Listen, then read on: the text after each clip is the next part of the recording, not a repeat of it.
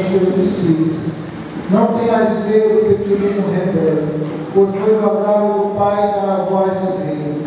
Vendei vossos bens e dai esmolas, fazei bolsas que não se estraguem, um tesouro no céu que não se acabe.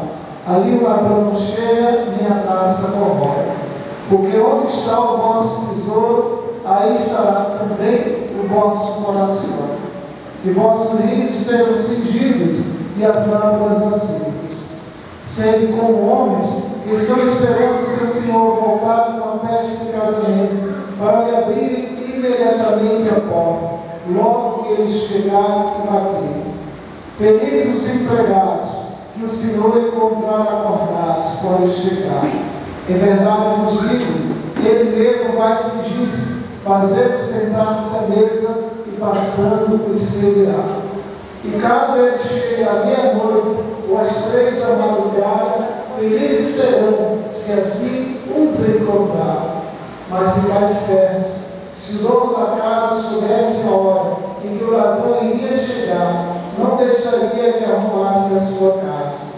Vós também ficai preparados, porque o Filho do Homem vai chegar na hora que menos o esperais. Então Pedro disse: Senhor, contas esta palavra para nós ou para todos? E o Senhor respondeu: quem é o administrador fiel e prudente que o Senhor vai colocar à frente do pessoal de sua casa para dar comida a todos na hora certa? Feliz o empregado que o patrão, ao chegar, encontrar a chuva assim. Em verdade eu vos digo, o Senhor confiará a administração de todos os seus bens.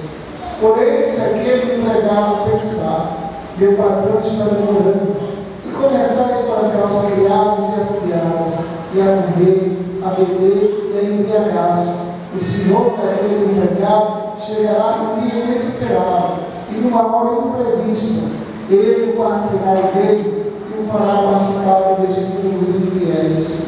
Aquele empregado que, conhecendo a vontade do Senhor, nada preparou, nem agiu conforme a sua vontade, será chicoteado muitas vezes.